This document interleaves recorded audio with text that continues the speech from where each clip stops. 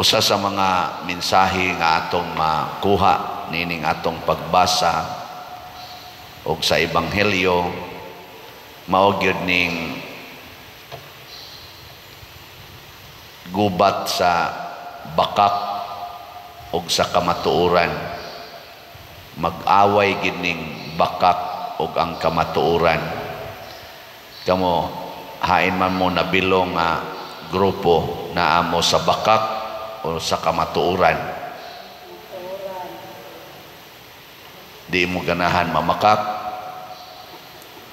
Kinsa man dinhing nisimba karon nga sud aning buwan sa Marso wa gyud ka pamakak tasa gamot. Na tanawa pulos gyud mo mga or pulos gyud ta mga hinanib, mga kauban sa bakak. Jutay ra kaayo dinhis kalibutan ang nagsaksi sa kamatuoran. Sa tinud-anay lang gyud ba? Gani hastang atong mga balaod nga hinimo sa tao gidesign aron sayon ra ang pagpamakak. Sayon ra ba pagpaana-ana ba? Pamakak. Labi na gid dinhis Pilipinas, noted na kaitaana nga ang atong mga balaod naagid na'y opening para makapamakak. Usahay gani magkatawa ko kay purting lisura sa bar exams sa mga lawyers. Nya tawgon lang ta, sorry mga lawyers ha. Tawgon lang taong silang mga liars. Okay, may kay silang musubay sa balaod nga mag-anam kag ka-bright nga pagka-lawyer, may gyud kay kang mamakak matod pa nila. Kay kanang lawyer nga di mamakak bugo na. Kay ang balaod ana-anaon ra man na siya. Mo na diri sa unang pagbasa duha ka buok lawyers nga mga dagko gyud ranggo nga lawyers sa panahon nila maoy mitistigos og bakak batok ni Susana. Kay kani manggod si Susana anak asawa ni sa dato kayo nga suod atong mga lawyers. Inila nga tao ba dato niya si Susana batanon guwapa kayo naibog tong duha ka lawyers niya samtang si Susana naligo dito sa garden sa ilang balay nya kaning mga lawyers makasuod man kay suod man ilang giaksyon nag-rape si Susana, pero rape nga hangyo ba, blackmail nga ayaw na lang siyagit, ihatag na lang na imong kaugalingon namo o niya wala ray problema, pero musyagit ka di ka musugot amo kang iakyos kaming duha nga nasakpan ka namo dinhi nga duna kay gikauban nga lalaki. Nya di ra magyud ka kalupig namo kay kun mo testigos na ganinang duha ka mga reliable persons, konbikto gyud ka. Ikaduha, babae ka, wala kay katungod nga manalipod sa imong kaugalingon kay second class citizen man ang babae panahon sa mga Hudiyo. Atong panahona, second class citizen. Why gahom batok sa mga lalaki. Suportig yung liguna, lawyers, mga lalaki, inila. Kung kamo pa ato mga babae ni adinhe o kamo pa ingnon atos lawyer, musugot mo dili. Labi na gyud pakapinan pa gyud ay kabalaka kay tagaan ka na mog tag 1 million. Duha mami kabuok, tag 1 million lay among ihatag. Musugot mo dili. Ay lamong mga tiwasonon kay wa man sa imo rape. Wala man sa tingali mo rape ninyo, no? Pero ibutang lang nato bag kamo say batan-on ba? Kamoy batan-on nga babae niya, guwapa kay mo niya, ni ay mga laog kay unod nga mga lawyers niya, tagaan mo tag 1 million. Saman musinggit mo o dili? Basing mo ingon mo ada o sa may naana. No, total madara mo nag-imnag pills. Nya inigibot sa dana o di man sa namaklarong inibtan. May may magparehas tubo nga inigibot nimo mga lintuwan man ang yuta. Ibot ka gabi makitaan man na nimo mga gamot-gamot na hibilin pero kana aday so sara nakakaligo ay wa na nya 2 milyon ana Ayan sa man. Si Susana nga nagtamod sa iyang relasyon sa Ginoo kay usa siya katinuod nga Israelita, usa katinuod nga magtotoo, niingon siya, kung akong dawaton ang inyong gitanyag nga sala, unsa may mahitabo? Ang akong kontra mao ang akong Dios. Ug way matago gikan kaniya. Palabihon pa nakong mamatay nga way sala kaysa mabuhi nga makasasala. Nisyagit siya.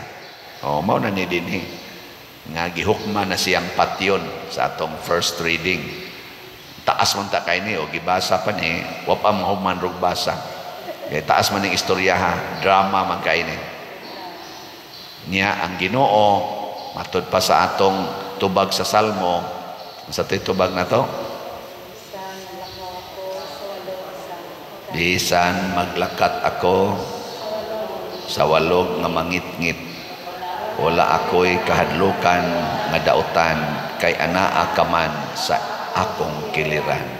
Kana sad ang Ginoo nag-uban man gid nato, kung iyang itugot nga mamatay ta, malipay ta. Kung itugot sa niyang mabuhi ta, iya ra kitang buhion. Mo nang nagpadala ang Ginoo og batan-on nga propeta si Daniel og maoy mipatunhay sa kamatuoran og napatay ang duha ka mga maghuhukom nga mga buangon. Introduction lang ni nga sa atubangan sa Ginoo wa gyoy makapamakak ug ang bakakon patyon. Lingay mong tupad. Ing nasa atubangas Ginoo dili ka patyonon. Ing na. Daghan kay nato mahadlok, masakpan sa tao pero wa gyud maghuna-huna nga nasakpan na di tadaan sa Ginoo.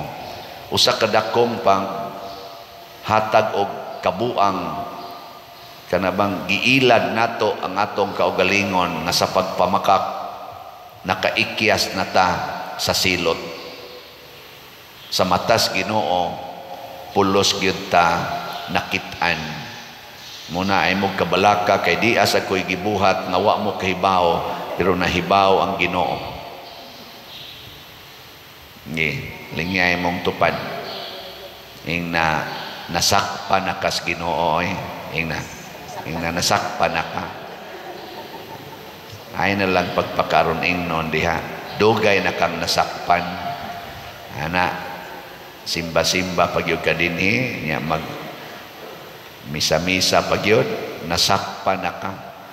So unsa may itong buhaton nga nasakpan naman dito sa Ginoo, ingon des Kristo, kinsa tong way sala maoy muuna pagbato ni ining babayhana.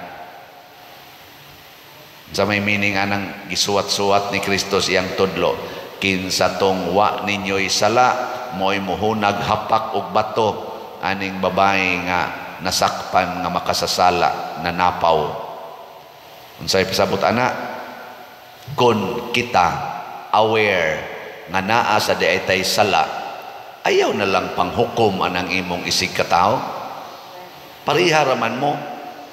Muna ikaw asawa, sakpan nimo imong bana nga nangabit, ayaw na lang suko-suko diha kay bakakon man sad ka. Di ba? Ikaw wa man ko mangabit pa din, wa lagi ka mangabit pero naa kay sala. Matud pa ni Kristo, kinsa tong way sala. Naamo sa kay sa kay kana magong sala mga igsoon, usara na sila, gilain-lain lang ang naong. Pero usara na sila. Pulos na sila muda nato ngadto sa silot sa impyerno bisag unsa pa nang salaa. Ay na lang pag-ingon-ingon diha nga nabitay mo ingon ako, padir ang akong bana nangabit akong nasakban ako ikaw wa gyud ka kapangabit isa wa gyud pader wa gyud kay gitiksan-tiksan nga kanang lalaki sa tibok nimong kinabuhi siya aw inuon pader na asad nakuon ato ana buangon sa deka siya wa man sad may magkita gud pader nya kadiyot ra man to kuan ra gud enjoy nako bisan pa nakapamakak gid ay ka ana nya ug wa gi say text di man ko kamawa nang mo text pa dir wa gid ka maibog og laing laki kanang murag maka-appreciate ka ba nga makaingon ka nga sus ingon ani lang ta kini lang ta akong bana o ingon ani lang ta akong bana wa di ka kaana siya kadaghan sad pa dir nako nato ana usahay gani maapil man ganing pare ingon ani lang unta akong bana ni father no ana aw di banahan na lang ng pare oh, inaataan na kay makasata sa huna-huna, sa pulong ug sa buhat. Mao na ingos Kristo, ayaw na lang hapakan ang imong isig katao aron malimpyo ka sa tubangas Ginoo, ayaw pakasad-a ang imong isig katao. Lakaw na lang. Nangalakaw dayon. Ang unang nilakaw ang mga tiguang kay kani mga tiguang mao gyud na sila murag sakto. Gituyo gitingali ni dinhi pagbutang na niingon diri ay pagkadungog nila sa gisulti ni Hesus nag-iyahay silag pamahawa una ang mga tigulang ano jud kang gisumpay ni mga tigulang kani mga tiwaso kani mga tiwasonon maura ba ni sila mga self-righteous mudayog ingon nga kamo mga batan-on pa kay mo ay mog supak-supak namo kay maunay naandan sa ato mga katigulangan ana inigingos batanon nga ato kaning usbon atong pista di na lang ni Huwebes butang ta na lang ning Sabado ay mog supak-supak diha kay maunay gitudlo ang mga bata pa kay mo hilas biya ninyo mga bata pa mo ano maday kamo gid sakto mga tiguang na si Daniel kinabataan sa tanan nga mga tua didto batanon kaayo pero matod pas mga lawyers tipo namo diri kay bisag batanon ka gitagaan kag panghuna-huna nga labaw namong mga tiguang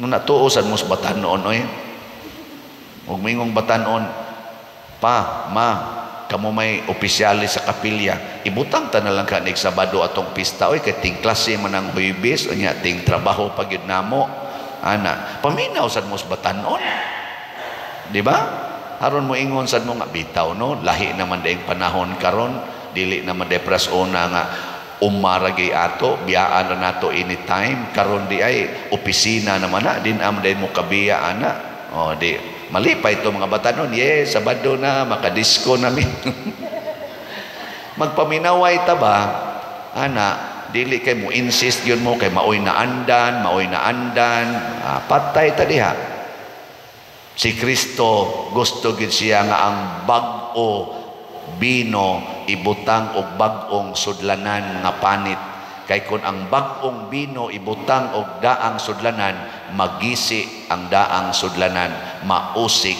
ang bino pasabot ang pulong sa Ginoo ibutang og limpyo nga kasing-kasing dili kanang kasing-kasing nga bakakon magpakaaron ingnon nga sakto nga mga inconsistent ra ba kay tastanan kanabang dili bata kuan gid ba permanente kusog kitang moingon nga mauni na andan pero nagpa-color sa iyang buhok ang nagsulti ana anya nganong man ani mo dawata ang naanda nimong buhok nga ubano naman na nganong imo man gikuluran nya kusog kayo mangiskis sa kilay nganong gikiskisan mo na imong kilay giilisan mo na nimo anang badlis nganong man kamudawat sa naandan na hilas kay ba kusog ra ba kita mo pahimo sa naandan o sige naanad naman ta atong una dinhi balsa ra gyud mo agi ayaw sakay anang sakyanan kay bag-o man na moderno man na katong naandan mo to'y saki balsa ana o na naman ay karsada bag-o man ang karsada naanad man tato lukdo rata niya maglakaw tasdan gikan di Asyati padung atus tabla ay sakay lagi ka ng motor kanang habal-habal nga bag-o pa man kay na hilas biya nato mao na siya ang mga tag-as o garbo Parehas sa gunang anang maingon, private property, no trespassing. Pusilon gyud mo namog busod mo dire. O di ka magpaagis imong lugar, imong gikural kanang imong yuta, di gina nimo paagias karsada nga i-open unta for farm and market road. Di gid nimo paagian imong yuta kay imo ginang yuta. Nya sa sige nimong suroy-suroy diri sa Cebu, sige kang agi anang lain-laing mga yuta gadagan ng imong sakyanan, wa ka mauwaw ana. Tagpila ka kilometro ang imong gidagan, dili na nimo yuta, sige kang daan na imong nindot nga sakyanan. Nya ang yuta nimo nga pila ra gyud ka metros nang agian diha, di gyud ka kahatag kay imo gyud ang yuta. Nya magsige ra ba kag simba? Magsige ra ba kag pangayos, Ginoo ayuha ko sa akong sakit, kinanakit na ni akong tuhod. Unya daw lang gyapon kay yuta. Mura man nung tagmasuko noon ani noon. Di lagi mo lagi na ingos Kristo. Kamu laging way sala, kamoy o naghapak.